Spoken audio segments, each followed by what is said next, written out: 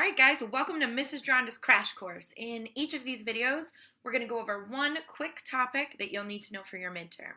My best advice to you guys on how to use these videos is to look at a question, pause the video, try it on your own, and then watch it for an explanation, because otherwise you're going to wind up just watching me do it and feeling maybe a little overly confident.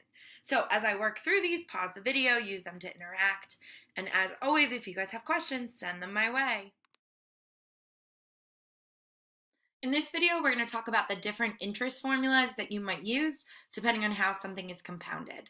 So for this first formula, this is the one that you used in Algebra 1, and we're really looking at the most basic type of growth or decay here. This is something that only compounds once a year or once whatever your unit is. So your new amount or your kind of ending amount is what it equals. Your principal amount or your initial amount is right there. This is 1 plus or minus if it's growth. Your rate as a decimal, so change those percents to decimals, and time is your exponent. So if you were looking at something compounded once a year, t would be the number of years. The next one that we look at is compound growth, and this is something that's changing. It can be just once a year, in which case you'd put in 1 for n, but it can also be multiple times a year or every other year, any other amount other than just once a year. So this is still your final amount. This is still your initial. And now instead of just 1 plus or minus r, we have 1 plus or minus r over n. The difference here is that n is the number of times per year. So if something's being compounded monthly, that would be 12. If it's quarterly, that would be 4. If it's semi-annually, like a semi-annual sale, that would be twice a year, right? So n is the number of times per year, and then in your exponent, the n is also there. So the only thing that's different here is the n in the denominator and the n in the exponent.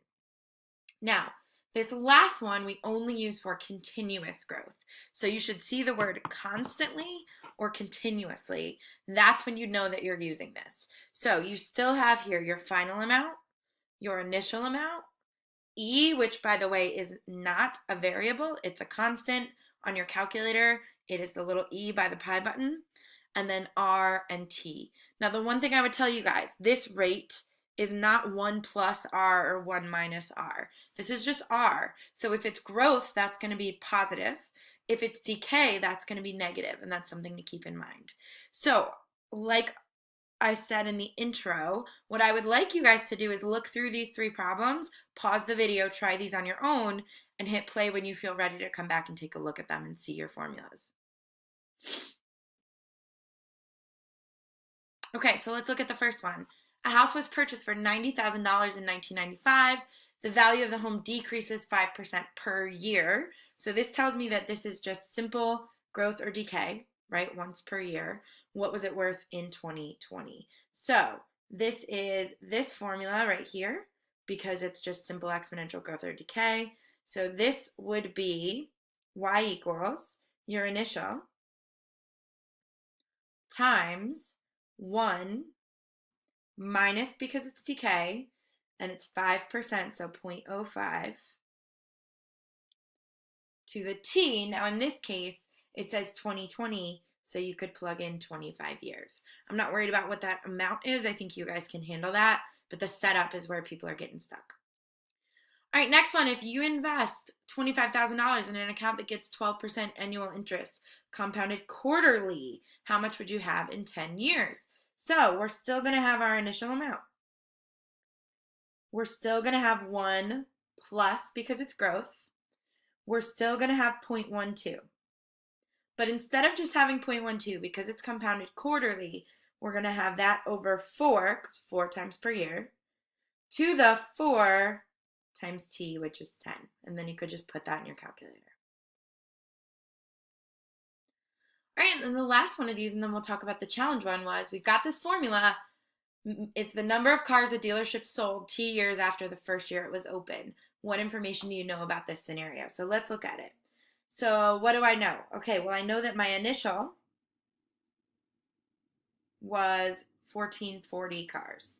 So in the first year after they opened, they sold 1440 cars. Is this growth or is it decay? Let's think about that. My rate is negative, So rate is less than 0, so this is decay.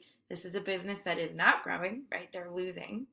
And it's E, so I know that this is continuous. So they are pretty much continuously losing business. And obviously that's not great. So the last one was the one we talked about in class, was about The Bachelor. On the new season of The Bachelor, Colton is eliminating contestants at a continuous rate of 3% each week. There are 30 girls in the house. How many are in the house after 11 weeks? So initial, continuous tells me PERT. So 30 E. A lot of people when they first do this just do 0.03 times 11. And when you do that, you get out 42. Now, if Colton started with 30 girls and he's eliminating girls, can he have 42 in the house now? No, right? So the difference on this is because there's no 1 plus or 1 minus, this needs to just be a negative 0.03, and that's how I know it's TK. So if you guys still have questions, send them along to me. Happy studying, and I'll see you soon.